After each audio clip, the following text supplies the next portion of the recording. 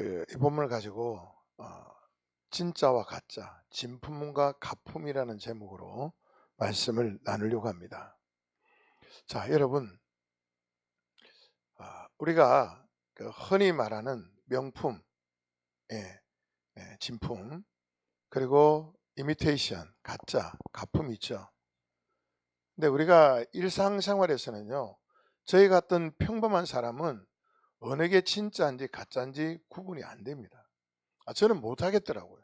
뭐 말하는데 목사님 이거 보면 되고요. 그게 그거 이게 이건데 저는 모르겠어요. 그런데 여러분, 진품과 가품이 정확하게 판가름 날 때가 있습니다. 서비스 받으러 가면, AS 받으러 가면 진품 같은 가품은 칼로 찢어버리고요. 가품 같은 진품은 반드시 고쳐줍니다. 신앙도 마찬가지라고 생각합니다. 진짜와 가짜는 구분이 잘 안 됩니다. 그런데 문제가 생겼을 때 진짜와 가짜는 드러나더라고요. 예수님이 말씀하셨습니다. 추수 때에, 추수 시기에 가까워할 때에 가라지가 자라갑니다. 하인들이 말합니다. 주인이여, 가라지 뽑아버릴까요? 아니야, 내버려둬. 그 가라지 제거하려고 하다가 알곡도 손상을 당하니까 내버려둬. 마지막 날에 내가 곡식은 모아 알곡 모아 곡간에 들이고 가라지는 묶어서 꺼지지 않는 불에 던지겠다 말씀하시잖아요. 여러분, 교회는 믿음의 공동체입니다. 기도는 믿음의 공동체입니다.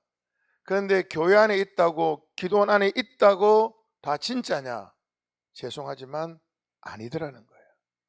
사기꾼도 있고 도둑놈도 있고 별의별 사람이 다 모여 있어요. 교회가 크면 클수록 각종 사람들이 다 모여 있어요. 기도원이 커서 예배를 드리고 사람들이 많이 있잖아요. 그 안에 별의별 사람이 다 있어요. 우리는 몰라요. 왜?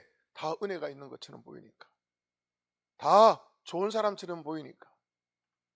그러나 그렇지 않다는 것입니다. 여러분, 요한복음 4장에 보면 예수님께서 하나님은 영이시니 예배하는 자가 신령과 진정으로 예배할지니라 이렇게 말씀하셨어요. 여러분, 신령과 진정으로 예배를, 그리고 바뀐 성경에는 영과 진리로 예배를 드리라 그러는데 저는 이게 늘 고민이 되었어요. 어떻게 신령과 진정으로 예배를 드리지? 어떻게 영과 진리로 예배를 드리지? 영과 진리로 예배를 드리는 게 뭘까? 신령과 진정으로 예배 드리는 게 뭘까? 성도분들에게 이렇게도 설교해보고 저렇게도 설교해봤는데 제 마음에 안 차요. 너무 율법적이고 나도 못하는데? 여러분, 우리끼리니까 한번 마음으로 한번 대답해 보세요. 여러분이 생각하는 영과 진리로 드리는 예배는 어떤 예배입니까? 여러분이 드리는 신령과 진정으로 하나님께 드리는 예배는 어떤 예배입니까? 신령과 진정, 영과 진리가 뭘까 하는 거예요. 막 기도를 많이 해서 은혜를 받고 막 기쁨 가운데 신령한 모습으로 아니라는 거죠. 여러분, 영과 진리, 신령과 진정은 모르겠어요. 다른 분들은 어떻게 다르게 해석하겠지만 저는 그건 생활입니다. 생활. 하나님은 영이시니 예배하는 자가 똑바르고 정직한 생활을 가지고 예배하라는 거예요. 여러분, 자기 마음대로 살다가 자기 생각대로 살다가 자기 하고 싶은 대로 하고 살다가 예배드리는 사람이 얼마나 많겠어요. 주일날 아주 멋있는 옷을 입고 치장을 하고 거룩한 모습으로 하나님 앞에 예배를 드리는데 그의 생활은 꽝이에요. 여러분, 우리가 예배에 대해 이야기할 때 창세기 4장에 가인과 아벨의 이야기를 합니다. 아벨의 예배는 받으셨고 가인의 예배는 받지 않으셨다. 그래서 가인은 피해 제사를 드렸고 아벨은 곡식으로 드려서 받지 않았다. 맞는 말이에요. 근데 여러분, 성경을 읽어보면 성경은 우리에게 예배를 먼저 말하는 게 아니라 생활을 먼저 말합니다. 에덴 동산에서 아담과 하와가 예배에 실패한 겁니까? 아니에요. 그들은 생활의 실패자였어요. 어떤 생활? 하나님의 말씀을 거역하는 생활의 실패자였어요. 하나님과 동행하고 교제하는 그들이 생활 속에서 자기의 욕심을 따라 미혹을 받음으로 말미암아 하나님을 떠나게 되고, 그들이 영죽음에 처해졌는데 하나님이 그들을 살리기 위하여 짐승의 가죽의 옷을 입히잖아요. 예배가 시작되는 거예요. 여러분, 하나님은 이 세상을 만드시고 우리와 교제하기 원하셨어요. 우리와 생활하기 원하셨어요. 저는 감히 말합니다. 예배가 먼저냐 생활이 먼저냐? 생활이 먼저다.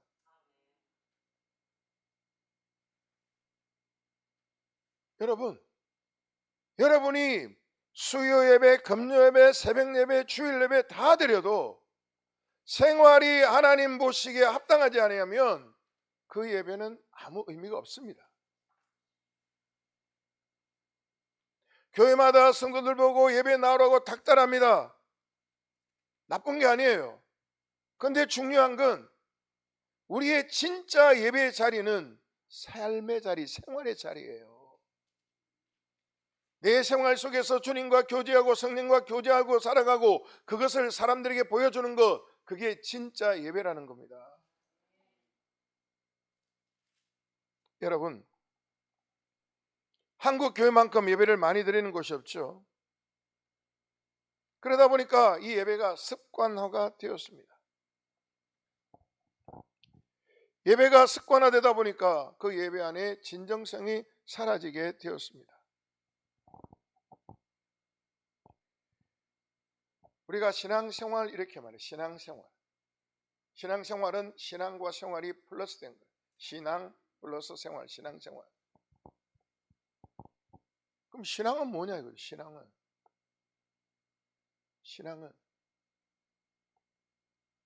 신앙은 믿고 따르는 겁니다. 믿고 받드는 겁니다. 믿고 따르고 믿고 받드는 것이 생활화 되는 게 신앙생활입니다. 그런데 생활은 있는데 신앙이 없고 신앙은 있는데 생활이 없으면 이건 반타작도 안 되는 거예요. 하나님과는 상관없는 거예요. 제가 왜 이런 말씀을 드리느냐, 오늘 에스겔 선지자가 하나님의 말씀을 전하는데 그 하나님의 말씀을 들으러 나온 사람들의 모습입니다. 형태입니다. 오늘 성경에 보니까 자 볼게요. 33장 30절 같이 봅니다. 시작. 인자야, 내 민족이 담 곁에서와 진문에서 너에 대하여 말하며 각각 그 형제와 더불어 말하여 이르기를, 자 가서 여호와께로부터 무슨 말씀이 나오는가 들어보자 하고, 사람들이 말합니다. 자, 에스겔 선지자가 하나님의 말씀을 전한다니까, 자 우리가 가서 여호와께로부터 무슨 말씀이 나오는가, 여호와가 무슨 말씀이 하는가 우리가 가서 들어보자 이러는 거예요. 사람들이 말합니다. 오늘 우리 예배 가자. 야, 오늘 언약기도 예배하는데 백전 목사가 강사래. 오늘 하나님이 그 강사를 통하여 무슨 말씀하는가 우리 가서 한번 들어보자. 그럼 이게 문제예요. 들어본다는 건 뭐예요? 들어본다는 건 들어보고 내가 판단하고 결정하겠다는 거예요. 하나님의 말씀은 들어보는 게 아니라 듣는 말씀이에요.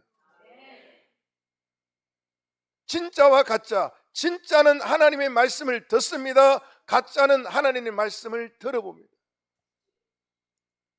진짜는 주의 종의 말씀에 순종합니다. 가짜는 자기의 가치를 대입시켜 봅니다. 그리고 자기 마음에 안 맞으면 NO. 여러분, 이게 우리 생활에 너무 많이 번져 있어요.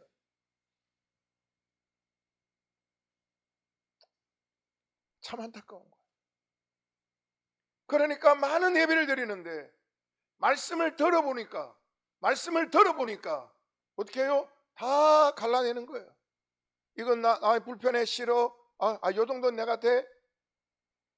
여러분, 이게 안 되면 다 실패하는 거예요.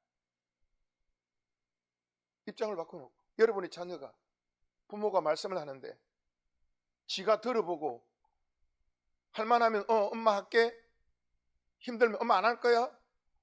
그럼 어떻게 돼요? 똑같은 거예요. 하나님의 말씀을 들어야 되는데 하나님의 말씀을 뭐요? 우리가 가서 들어보자. 오늘 우리 이 예배 가운데는 말씀을 들어보러 온 분이 없지만